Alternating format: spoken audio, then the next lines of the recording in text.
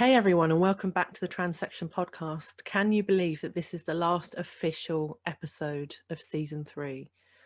We do have a bonus episode coming out in a few weeks' time, which is where I was interviewed on another podcast, which is really interesting. And it's actually with a company who are doing some amazing things and coming up with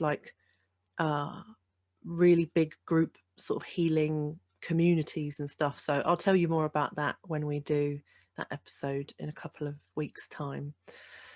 I don't know when the air date is, so if you're not already, sign up to our mailing list at mooksharrishill.com/transection. Put your name and your email in the green box, and that way I can email you when it's out so you won't miss it. It's really, really good stuff. So today, I bring you my interview with Dean Rasmussen, who is a really, really interesting bloke, all the way from Canada. This is his bio. Dean, he, they, is a transgender man rebelling against the binary every chance they can. He and his partner Julie are parents to 8 remarkably unique humans, 2 of whom are also trans. With a coming out story spanning nearly 20 years, a few sexualities and more than one gender later, Dean has finally discovered what it means to live their most authentic life and spends his days teaching others how to do the same. Dean is a life coach whose passions are empowering the LGBTQ2S community, especially later in life transgender folks, and also parenting and personal growth. In many ways, they're just your everyday guy. In other ways, he is quite the anomaly. So I really hope you enjoy today's episode with Dean. Just an amazing person and incredibly modest, unnecessarily so, I would say. But it's so lovely to talk to a guy who is, clearly has a lot of emotional resilience and is a real go-getter, and at the same time, very sensitive. I mean, to be fair, I would say that those two things go hand in hand, as per Brené Brown's research on shame and courage and all of that stuff, that wonderful stuff she does. If you don't know about her, then go and have a look, especially in our break between this season and following seasons. Brené's really good. And if you like a lot of the stuff that we discuss here, then I think you might enjoy Brené Brown stuff as well.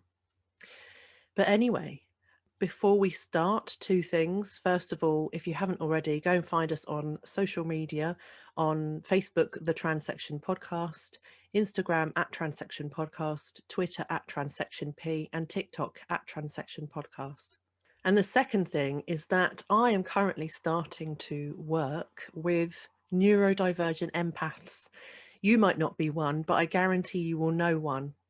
And I'm putting together a load of resources for neurodivergent empaths who are either wanting to kind of really get their life together and, sort themselves out, and maybe even starting a business. So if you want to have a look at those resources, the first thing I've put together, it's only an hour long because I don't believe in long, complicated courses. So I've just done this one. It's in 7 sections. So you're only sort of doing, on average, less than 10 minutes at a time. It's got 3 meditations, 3 lessons, and 3 exercises. And it really supports people on kind of laying the foundations that they need to lay in order to kind of get their life ready and to change it specifically. And a lot of love went into that. And so far, people have loved a lot of the things that I've been talking about.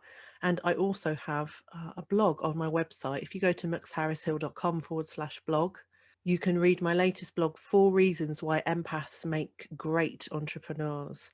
And I realized the other day as I was writing it that I've never read anything like this before. And I thought, well, I should say it because I don't know if anyone else is. So go and have a look. And if there's someone in your life who is a very sensitive soul, maybe neurodivergent, that means, maybe ADHD or autism, things of that nature. And they're thinking, I think for people like us and like me, because I am also neurodivergent and an empath, traditional way of doing life often doesn't fit, and we can end up being quite, unhappy or drained. I definitely, when I was younger, was quite miserable until I got into being self-employed, which I never thought that I would. And and it scared the bejesus out of me. So I really want to support other people in designing their own life, especially when sort of the average way of doing things doesn't fit or is very stressful. So go and check that out. You can find that at mooksharrishill.com/LYBL for Live Your Best Life. So without further ado, here is my conversation with Dean. In a time of great change, we're all making efforts to become more ethical, more educated people. The Transection podcast interviews people from many different backgrounds to bring different aspects of human rights to life through humour, authenticity, and personal stories. We are privileged to get a glimpse into different people's realities and to get first-hand advice and information from people on the front line of great social change. I'm Harris Eddie Hill, inclusive coach, speaker and educator, and this is the Transection podcast.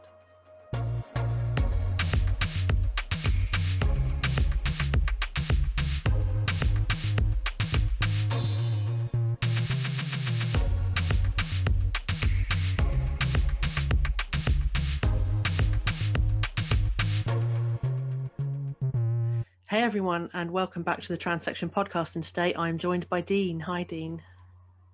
Hi, how's it going? Yeah, good, thanks. How are you? I'm good. Good. Busy, but good.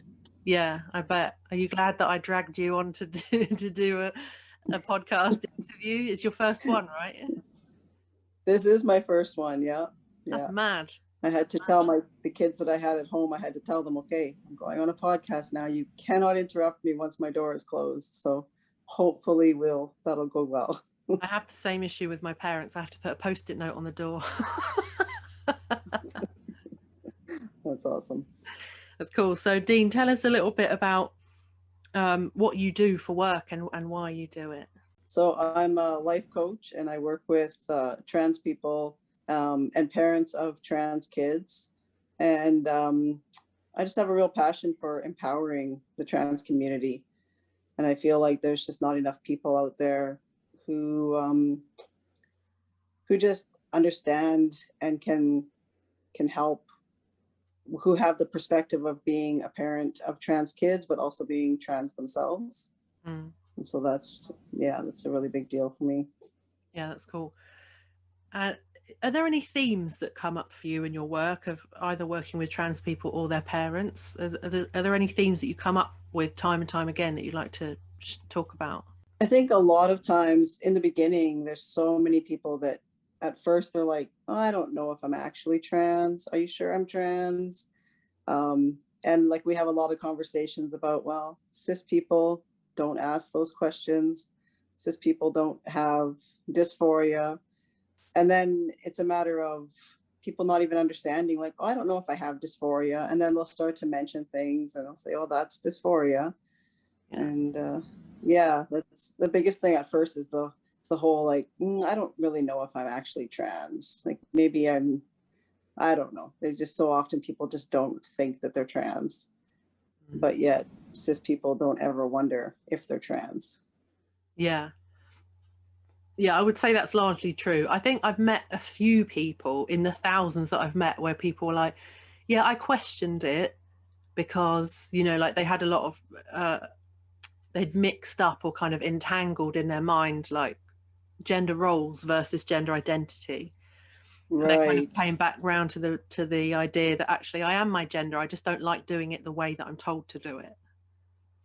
Right. Exactly. Yeah. Yeah. Yeah, I would agree. I think I've had a couple of friends here and there who have said, I don't like the word cisgender, because I don't want someone to call me that. And I was like, well, I mean, I guess if people are talking about it generally, you can decide whether that applies to you or not, I suppose, that's right. But also, if you're not trans, then it's just easier that there's a word for it. And if it's not cis, then it'll be something else. Right, exactly. And, I think it kind of goes along with the whole, I don't like to be called a white person, but you're a white person, right? It's kind of a similar thing, I think. Yes, it's sort of like I'm normal and everyone else is different. Exactly. Yeah, but like, I don't need a label because I'm just like everybody, basically. Yeah, Yeah, and I've had friends who've said, like, you know, I don't know if I am cis, but I suppose I've never really thought about it. And I was like, well, that's probably an indication that you are cis, because Yeah, you've exactly. made it this far and never felt uncomfortable in some way or another. Then it's probably because you got gendered correctly to begin with. Exactly. Are there any themes that come up for you I mean, I suppose because you yourself are a parent, and you've had to go through this process of accepting your kids' identity when they've come out to you and stuff.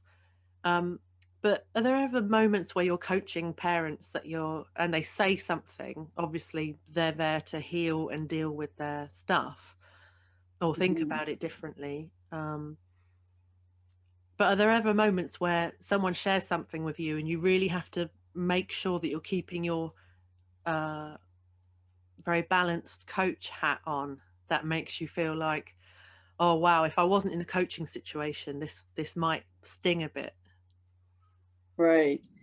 Yeah, definitely. But I do find most often, a lot of times things are just said out of fear or out of like ignorance, just the not knowing, right? And the not understanding. And so I do try hard. I think I because I'm a parent of trans kids, I do have the ability to just understand from the parent's perspective in a way that a lot of trans people just wouldn't be able to, I don't think, in the same way. Like I think it just doesn't sting as much because I remember being there. Like my one of my kids came out before I realized that I was trans. So I was a parent of a trans kid before I even realized that I was trans as well. Mm. And so I think that I remember being there. The I remember accepting him right away and believing him when he told me like he would just express things, and I remember believing him but also just being scared of like what is that going to mean for him? What is life going to be like for him? Life is going to be so much harder for him than it will be for his other brothers and his sisters. And Yeah. What were your fears in that moment? What was it that you really and what was it that you found so like difficult to kind of get your head around in terms of your kid coming out? I think mostly it's kind of strange to think because like he was only 3 years old at the time. So I think being like thinking of being bullied, like, is he going to be bullied? Are people going to accept him? And then I think with my older kid, who was at the time 16, and they're non binary. And when they first came out as gay. When they first came out, I was like just so concerned about like their relationships. Like, are they just going to live alone now? Are they not going to have a partner? Are they not going to be able to have a family at some point? And just being able to not see what their future could look like. Yeah.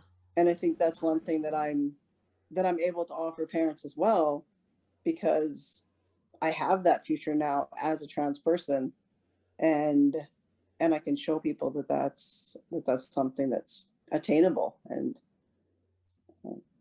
yeah, I think that that was probably my biggest fear, is the between the bullying and the not, like, what would their future look like. Mm. Yeah, and actually, I see that reflected in people's attitudes to me, like people that I'm close to, because I realized my gender identity in my mid-20s, and since I kind of have come out to people, they don't most of the time. My close friends who are like more towards my age, we often like will talk about like wanting family or wanting to get married or things like that. But I have found that kind of like family members in particular have stopped asking me, do you want to have a family, or do you want to get married? Like, it's just not really Right. it's not really thought of anymore. And it was interesting actually, when I was with my last ex-girlfriend, my sister got engaged at that time, and she had said with her husband that she wanted a church wedding. And he said, well, that's fine, but only if we don't baptize the babies. And she's like, yeah, that's a deal. She's like, yeah, that's fine. And she said to me, she was like, would you get married in a church? And I was like, I don't know if I'd be allowed to. And she was like, oh, I didn't even think of that. Right. You know, so I feel like this idea of a future is so abstract for a lot of us, like even for me. I don't see anything like it on the TV. I don't really like closely know anybody who's been through you know, my particular journey, and who've kind of got married off the back of that, and had kids one way or another. Right. um so I think that's a really common fear. How did you react to that kind of fear for yourself when you realized your gender identity? So for me, my biggest fear, I think, was, I don't even know if it's a fear necessarily. My biggest concern was about my kids, because I was a mom and I had 5 kids at that time, and I was really concerned about how was that going to affect them. That was my biggest, at first, when I realized I was trans, and I was almost 40 at the time, and I wasn't going to physically transition or anything like that, because I had felt at that point like I'd done enough to my kids to not bring on more for them to deal with. And so that was really, and when I came out to my kids, my oldest son, he said, like, that's like, I'm totally cool with that. It's totally cool as long as I can always call you mom. And at that time, I was like, of course you can always call me mom. That I'm going to always be your mom. But now that's shifted, and now all my kids call me Ren. Yeah, that's cool. I think as well, it's a bit of a, it is a bit of a, I think transition and realization and things like that, it changes, especially at the beginning. I think sometimes when we come out, there's this feeling like, oh, this is how much I'm going to do this, and I put limits on it. You know, for Mhm. me, when I realized and I came out, I was like, I'm just going to change my name and my pronouns, and stop dressing in ways that I don't actually enjoy. Right. Um, but like that's all I need. That I don't need anything else. And then obviously over time, I realized that that wasn't that wasn't the case, and there was more. So Yeah, it always seems like one shift leads to another, to another, to another. I find that even with clients that I work with in the very beginning, when they come to that acceptance that they are trans, and then they're like, but I probably won't do anything about it. And then we get a little further along in our sessions, and, well, okay, maybe I'll try out some pronouns, and maybe I'll try out a name, and it just seems to go further. And not always, like, it's not to say, that's one thing I believe really strongly in, that there's no one way to be trans, and that you don't have to do anything to be trans enough, or that, you don't have to physically transition, you don't have to do anything. Like, yeah. if you say you're trans, you're trans, that's that. Yeah, agreed. So how was it for you? Like, you know, you've lived for a little bit. You're like, oh, I'm only gonna do this much, but I'm not gonna, you know, like physically transition and stuff. How did you then realize that actually, oh, that is something I'm gonna have to do? Yeah, so in the very beginning, I had to really I spent some time with, like, another trans person, and we did some, like, peer counseling, basically. And they really helped me to, first of all, undo my thinking about, um, like, what it means to be a parent, because I was very stuck in the fact that I was a mom, and I couldn't look beyond that. I couldn't think of I couldn't think of any men that were nurturing parents. And, like, I grew up with a dad who, um, did all the cooking, all the cleaning,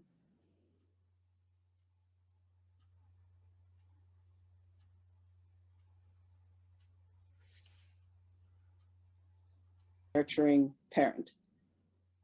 And so I was really, it took me a bit. I had some friends, I made some friends that were, like, gay dads. I had to really connect with them and realize that, oh, really, I'm a parent just like these guys are. Or I had another friend, and she's a chemist. and her husband was a server at a pizza place when they got married. So once they had kids, he stayed home with the kids and she continued working. And so I got to spend some time with him and just see what it was like to be a stay-at-home dad, and to just change my thinking that way. And that really helped. Once I was able to do that, that was a huge shift for me. And I was able to start to see that, okay, I don't have to give up who I am to become who I am. And that definitely helped. But I still didn't go on testosterone until it's probably a good year and a half after that. I was still really determined that, no, I don't think I'll need to do that. I don't think I'll need to do that. I can just go about the world and try to present as masculine as I feel comfortable presenting, and that'll be fine. But after a while, it just doesn't feel fine, because no matter where I go, I'm just seen as I must be a butch lesbian, and there's nothing wrong with that. That's just not who I am. And so just getting misgendered so often. And then I had someone, a trans woman who I'm a friend with, and she was told by her doctor that before she started hormone replacement therapy, that once she started, it would probably ease like her anxiety so much. It would just change so much for her, just how she felt inside.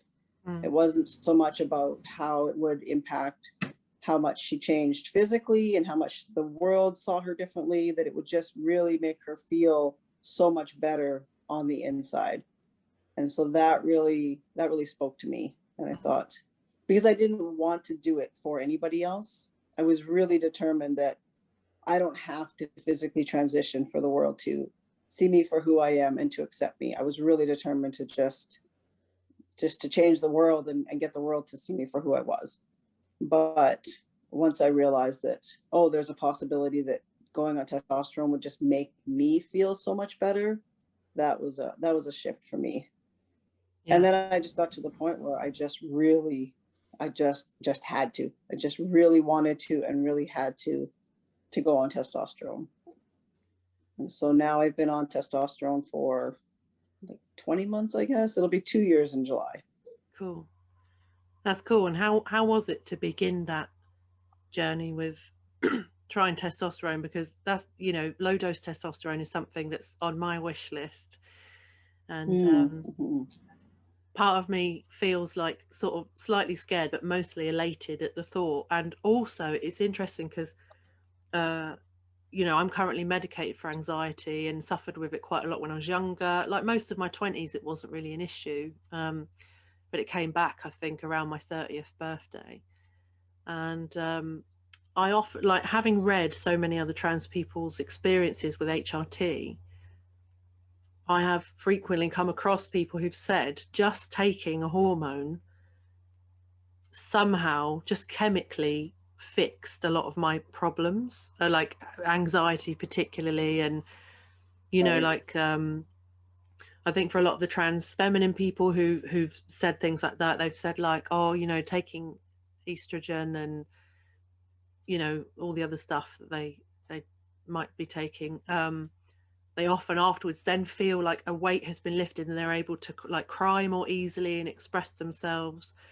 And then on the flip side of that, I've seen a lot of trans masculine people taking testosterone and finally feeling a bit more like relaxed, a bit more assertive, and a bit more like things don't affect them quite so much. So did you get any of those kinds of effects when you started? Yeah, I think so.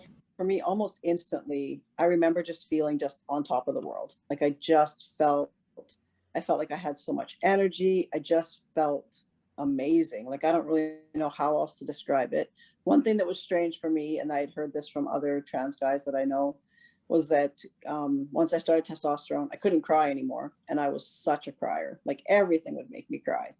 And it was well over a year before I could finally cry. Like I would like feel like I was going to cry, but it just wouldn't happen. Like I would have the same emotions that I would have had before, but crying just didn't happen. It was such a strange thing. And now I can cry a bit. I cried at my son's wedding last summer, but it's not the same. I still don't cry like I used to cry, or like things before that may have made me cry because it like made me frustrated sometimes, or things like that. Like I would cry over everything basically.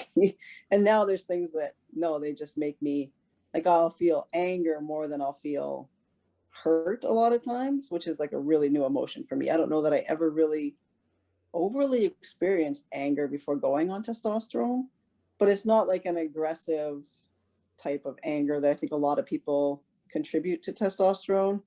It's just that rather than having my feelings hurt, I would just feel angry. And it's just, yeah, it was an interesting change.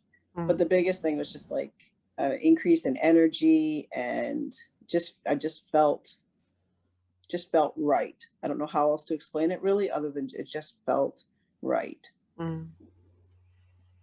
Yeah.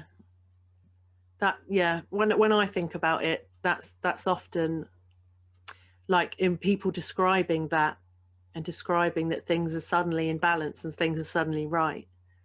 I'm like, yeah, I feel like it would match my personality more as well, because Right. I don't know about you, but I often felt like so many of my responses historically, I feel like, and like loads of people are going to shoot me for this, but I felt like the way that I expressed myself was frequently like out of my control in an almost a hormonal way. And I don't mean like when I've got PMS, PMT, whatever. I mean like generally across the board, the way that I've reacted hasn't been how I felt in my mind, or like how I've wanted to express Right. that. So I wonder if for me personally, I'll end up feeling a bit, I'm hoping that I'll end up feeling a bit more in line with how it feels like it's supposed to be. Right. Yeah, I can definitely relate to that. Like, definitely get what you're saying, for Yeah. sure. And I definitely feel like that shifted for myself. Yeah. How was it like not being able to cry? Because I'm quite a crier as well. And Yeah, it was really, it was hard. Like, it just, and I remember people talking about it and thinking, well, that's just, I don't know, that's just the whole like men can't cry kind of thing, right? Like, I just didn't really, even from people, even from trans guys that I like respected and trusted and that were friends of mine, would tell me that. And I was like, okay, but that's not going to happen for me. And yeah, when it happened, like I remember the first time, I think I was watching a movie or something with my 20-year-old at the time, and they would always bug me that I always would cry at every movie, everything, all the time. Like I was just such a crier. And I remember watching this movie and saying, like, I feel right now like I would typically be crying about this, right? And they're like, oh yeah, you'd be sobbing on the couch right now, basically. I'm like, and I feel it, like I can still feel it, that same like feeling inside, like welling up, right? But I'm just like, but nothing's happening. Like it was just such a weird feeling.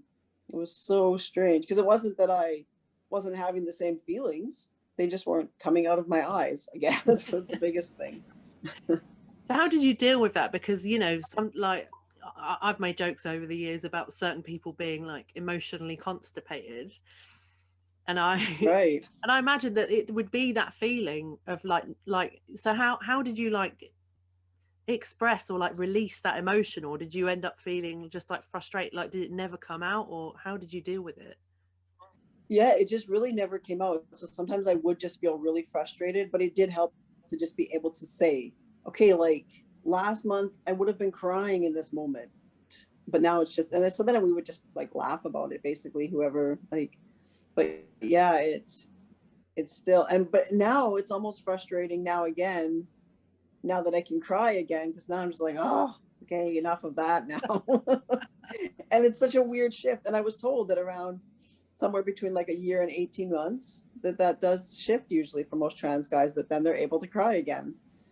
I don't get it, but that's definitely what happened. Yeah. But even still, I still don't cry like I used to either. Like I might start to like shed a tear. It wouldn't be nearly, it won't be as much as I would have before. Mm. Yeah, it's interesting, isn't it? um so You mentioned earlier in your coaching that a lot of your coaching of other trans people themselves, there's a lot of work and discussion that goes into it, accepting that we are trans. Yeah. Hmm. After that, what are there any themes or any particular challenges that you think are worth mentioning for people generally after they've made their realization? I think then kind of comes the decision as to whether they are going to come out as trans or not. Um, and whether they, that's the thing too. Like, I think a lot of people only think of being binary trans, either there's trans women or trans men, and that every trans woman and every trans man wants to go on hormones and wants to have surgeries and wants to do everything to be a complete one end or the other again. And that's just so not the case. Like, I mean, I know there is definitely a lot of binary trans people, but there's also a lot of non-binary trans people, and there's also a lot of binary trans people that don't have the need to physically transition, Mm, or will only physically transition, like maybe they will take hormones and that's it. And maybe they will, maybe they won't. There's so many different options and different choices and decisions, and that no one way is better or right or anything like that. mm.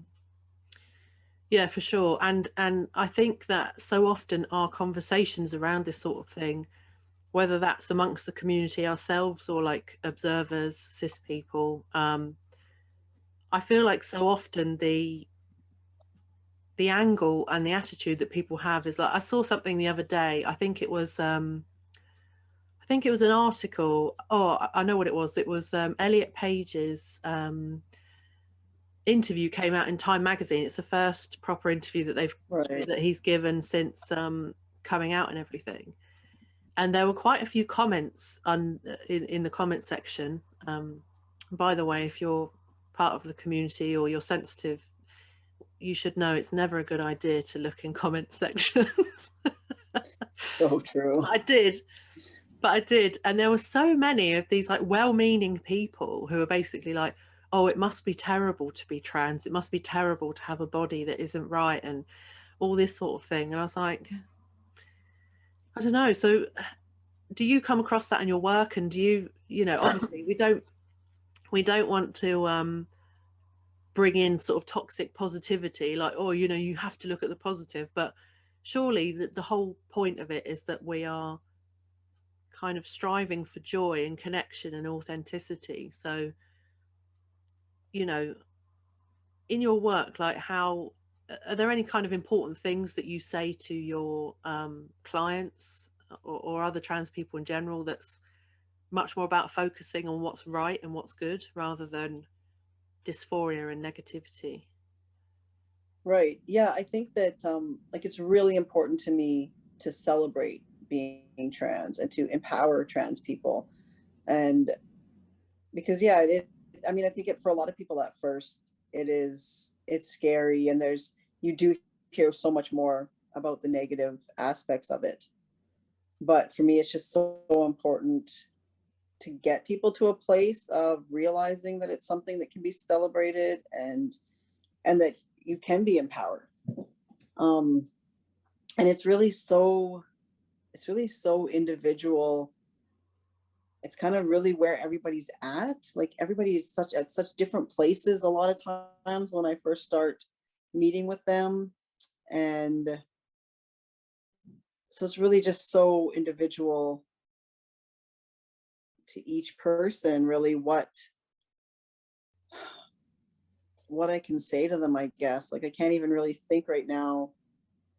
And I think a lot of times just being able to like lead by example, and just to be able to show my life, and to show my family and show what I have, like.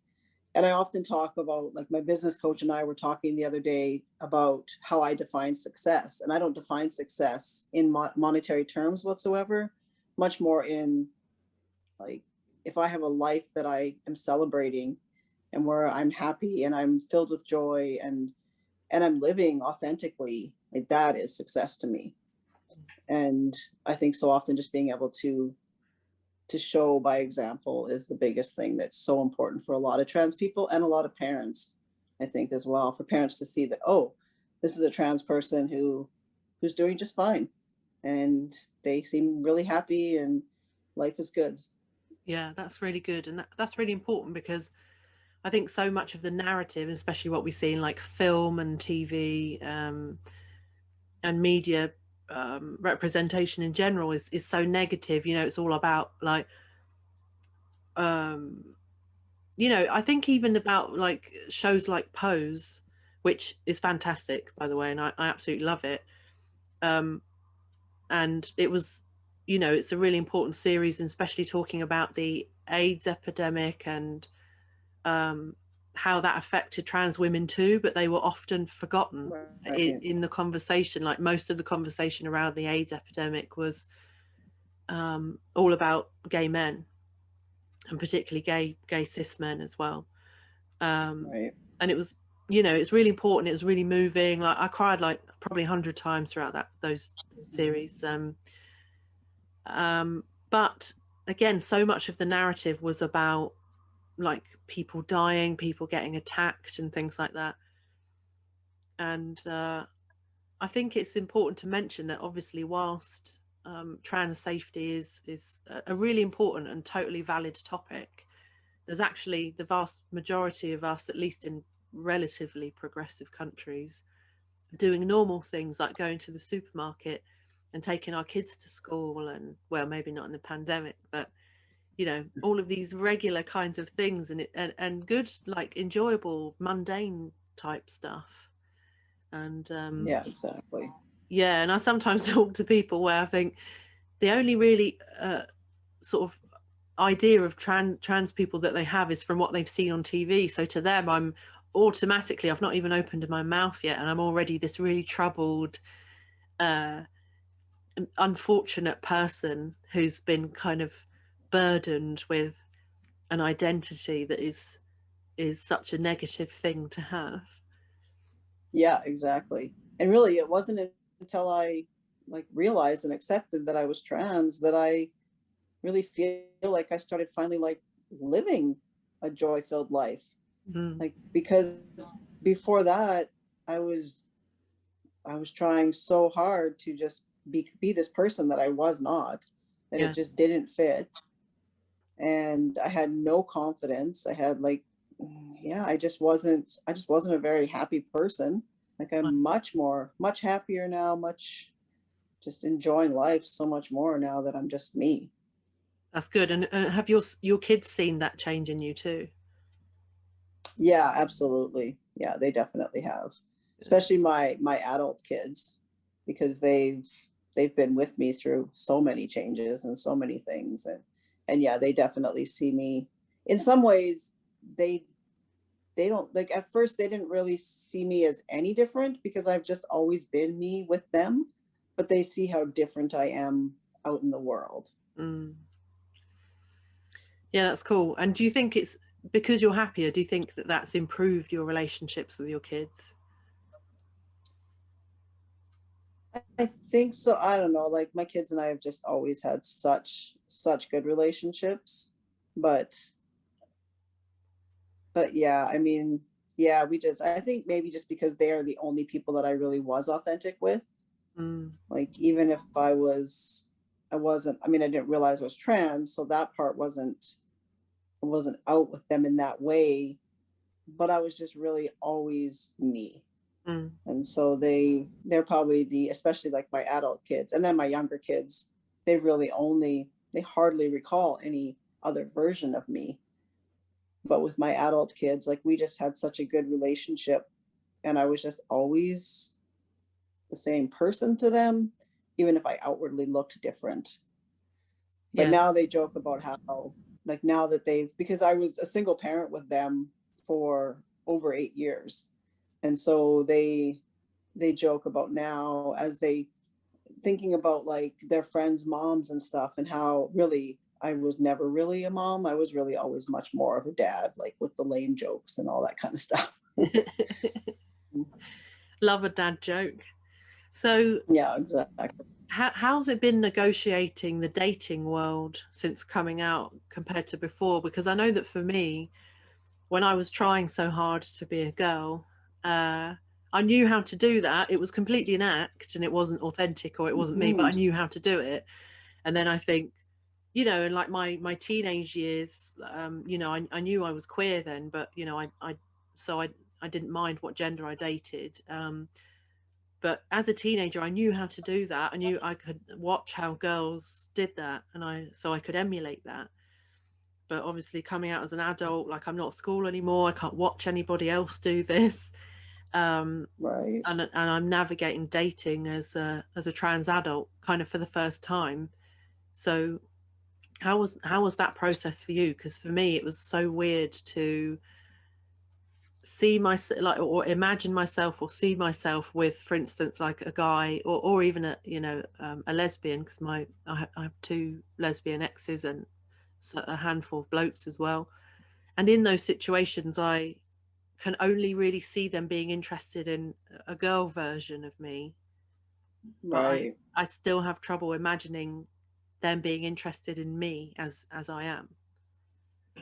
Right. Yeah, I think like for myself, so going on testosterone helped me in a sense that way, because then obviously I'm not being read as a woman anymore. Like people just don't like, but again, like you said, I mean for years I I knew how to like go about the world as a woman because that's all I knew for, you know, decades. But it never fit. It just always felt weird even trying to date then, and yet obviously I did because I got married twice and had 5 kids, and but it's just as strange on the other side of it because I also don't I'm you know, because I'm not a cis guy, even though now so often people will assume that I'm a cis guy, but I don't really want to be mistaken for a cis guy. And so it's a very, yeah, it was definitely like, I mean, now I'm engaged, so now I don't have to worry about that anymore.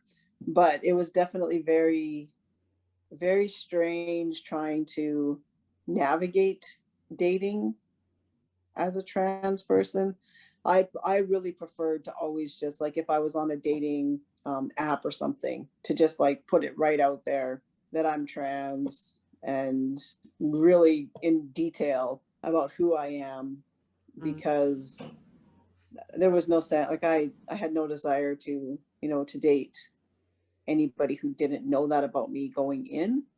And I know that that's not the case for all trans people though, and it's still something that I struggle with because like from for appearance's sake, with my clothes on, I look like a guy. With my clothes off, I don't look like a guy. And so it's definitely a strange thing to navigate. Mm. So how was that like, you know, with your partner now, only in as much detail as you're comfortable sharing, of course. Mm-hmm. But how was that like, um, accepting your partner's kind of affections or you know, attraction or wanting to spend time with you? Like, did you have to like wrestle with these ideas, or you know, and particularly like we were describing before, not having any kind of reference point? Like, was that really strange for you, or did it just feel natural and did it just kind of happen and you didn't have to think about it too much? Yeah, I think like I would like consider myself lucky that unlike a lot of trans people, I don't have a ton of dysphoria with my body necessarily. I have my biggest part is I have dysphoria with how other people assume that I'm a woman when they look at me. Like if I don't have a binder on Yeah. and somebody looks at me, of course they assume that I'm a woman.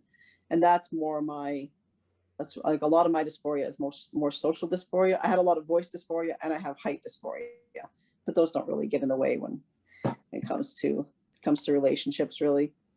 But although previously, before my fiance, I had a real issue with dating any women who were taller than me, and I'm only 5'4", so that's hard to do.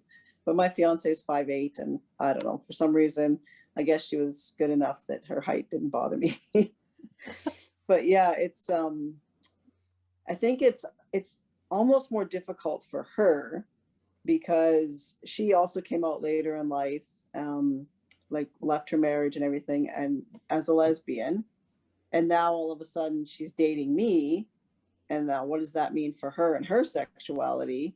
And that's been something that she's definitely struggled with.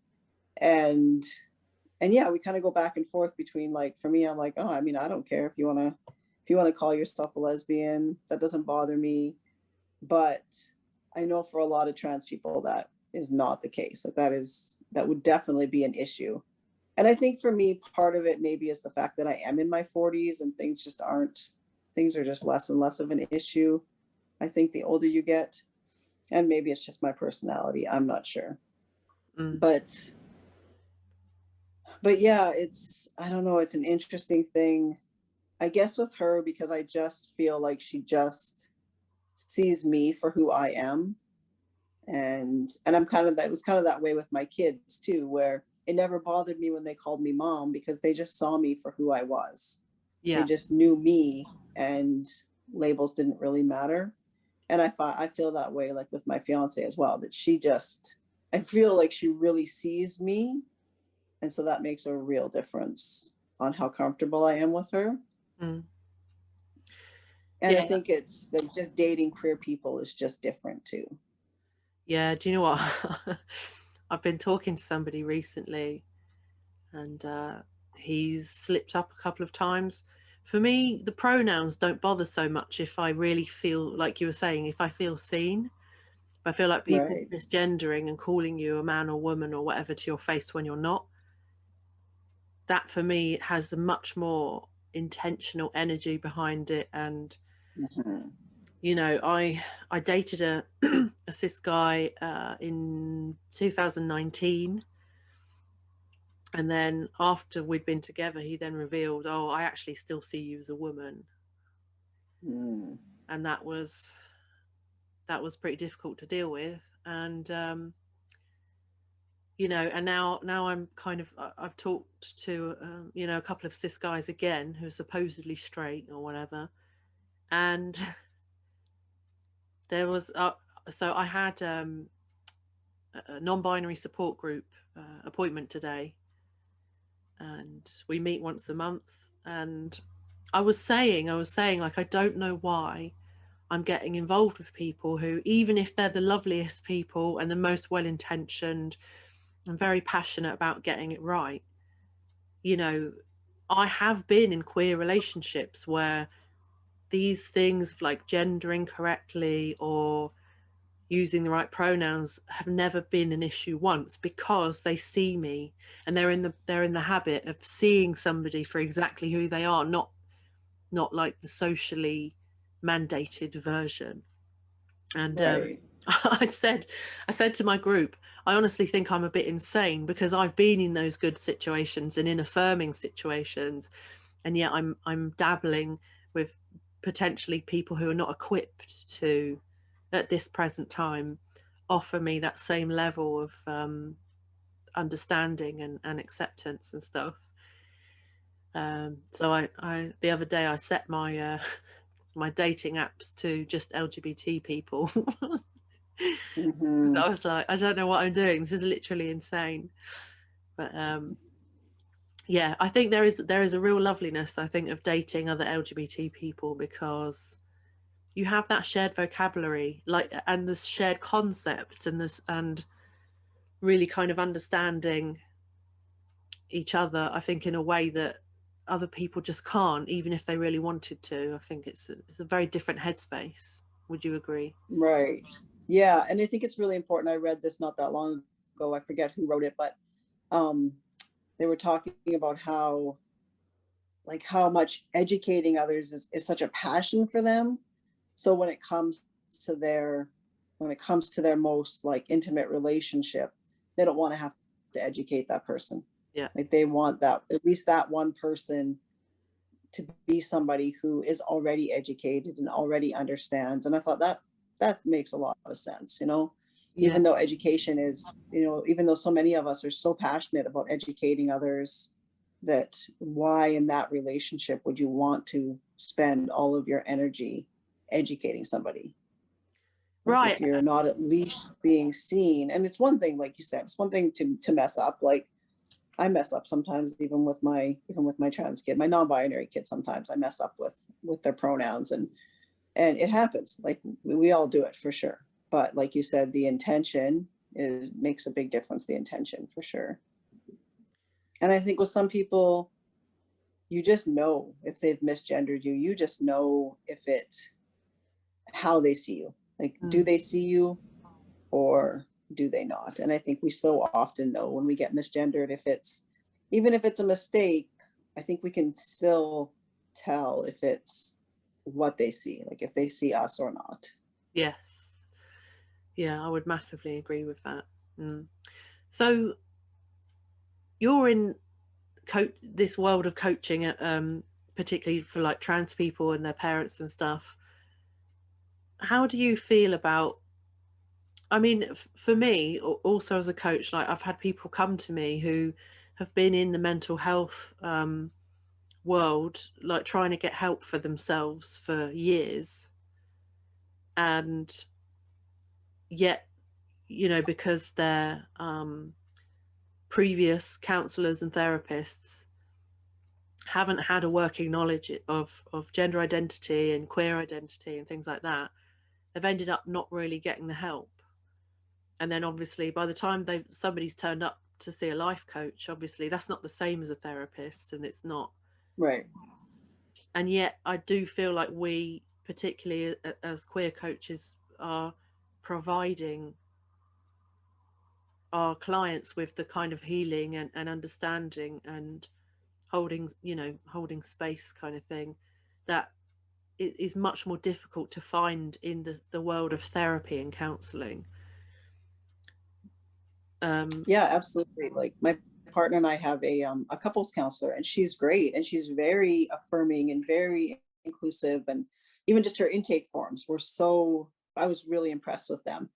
And she's wonderful, but no matter what, she still cannot understand the queer experience or the trans experience. And it just makes such a difference. Like one of my clients, the main reason why they're working with me is because they just couldn't connect with anybody else because they just didn't have that trans experience. And yeah, I think it just makes such a difference. Like I would love to see more trans therapists. I think that would be amazing. Yeah, But I do definitely. think that, you know, that we do offer something that cis therapists just can't. Yeah, agreed. Although I do think that they need to up their game, generally speaking, and that's not a criticism, Mhm. but rather just an acknowledgement that, you know, I have a community of thousands of people, and you know, when in the past when I've asked like who has an affirming therapist, there are a good handful now who say yes, I do. I have a really good therapist, and even if they've not been um, aware at the beginning, once I've come out to them, they have made a very concerted Mm. and very passionate effort to really be the therapist that I need them to be, and I think that's amazing. Mhm. But I would say the majority of the time, you know, my own therapist as well, like that was definitely the case with her. She is so, this is the second time now that I'm working with her. I had a couple of years gap, or was it three? Yeah, something like that. But you know, that it was a learning curve for her, but I absolutely knew without a shadow of a doubt that she was going to get the hang of it and she was going to hold herself to that Mhm. standard, and I really didn't need to do anything. Right. Yeah, exactly. Yeah, I think like I found that even with like just physicians, even like family doctors. I had to explain to my family doctor what cisgender even meant. And he was a young doctor. He had just finished school basically, because the doctor that I did have, she moved away. And so then the new doctor that I got, he didn't even know what cisgender meant. And I was just blown away at the things that I had to explain to this doctor. I was just like, I thought it was absurd. Mm. Yeah, You I know, I mean, can understand if you're working with a 60-year-old doctor or something, right? But this like freshly out of medical school doctor, why are they not being taught these things? Like where is the trans care if they don't even understand what cisgender means, yeah, right? exactly. And I mean, especially in sort of Western world where we're a bit more likely to be open, it's still one in a Right, hundred. It's still 1 in 100 of us. There aren't many towns or villages that are less than 100 people. So, you know, if doctors and therapists, they're seeing this many people over time and nobody's come out to them, or nobody's mentioned their gender identity, it's probably because they're not advertising themselves and they're not demonstrating those right, inclusive behaviors, right? right. Yeah. And I think that's one thing, because I think like once I realized I was trans, and knowing that I had this child who was, coming after me, who's trans, that really helped me to become a better advocate. Mm. Like if I had only been having to advocate for myself, I'm sure that fear would have really held me back. But as a parent advocating for this world that my child is growing up in, it was a lot easier for me to like put my fears aside and just become a really good advocate for their sake. Mm. Yeah, it's pretty powerful. I think when you've got a kid to worry about and they can't do all these things for themselves, it does require you to step up. Right. And I think it's so lucky. It's so lucky that they've come out and then you did. So you've got that to Hmm. share.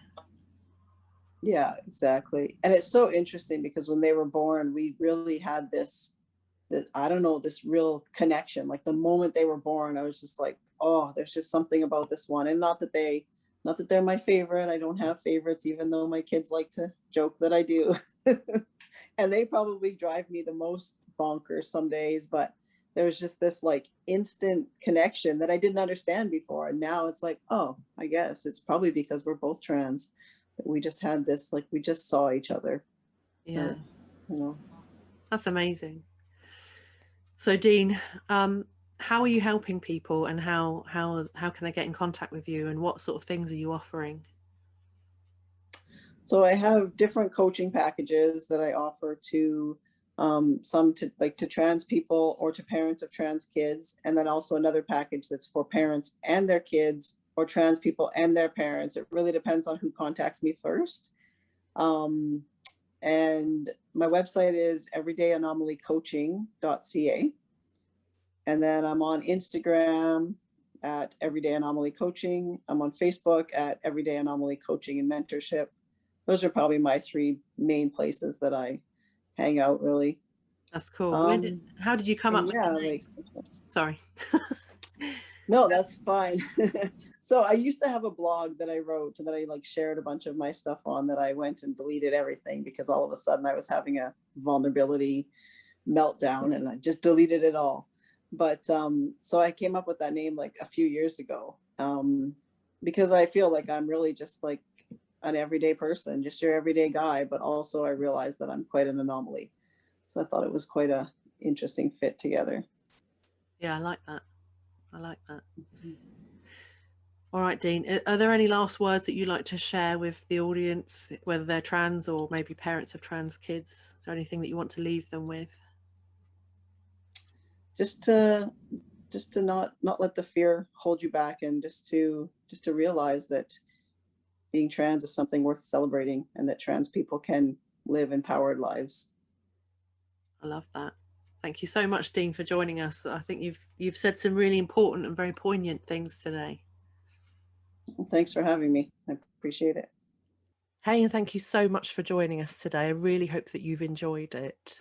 As I mentioned in my intro, there will be a bonus episode out in the next few weeks, and that will be supporting a launch of this holistic healing kind of community. So if you want to know more about that, make sure that you are signed up to the mailing list in case you've forgotten it by now. It's mooksharrishill.com/transection. I will let everyone know about that launch because it's going to be really magical. and we're going to collectively be bringing lots of kind of healing and kind of providing support for lots and lots of different areas of life. There are people in there talking about intuitive eating. There are people in there talking about Reiki, and I mean a million different things, loads of different things. There are people in there who are like me, trauma practitioners, and there's also an addiction recovery specialist in that group. Lots and lots of different holistic kind of modalities and lots of different areas of expertise. And I'm just really excited about it, and it's going to do something amazing for a lot of people. And the idea is that you as an individual will be able to go there, and anything that you need help with, there'll be an expert in that area who's able to help you.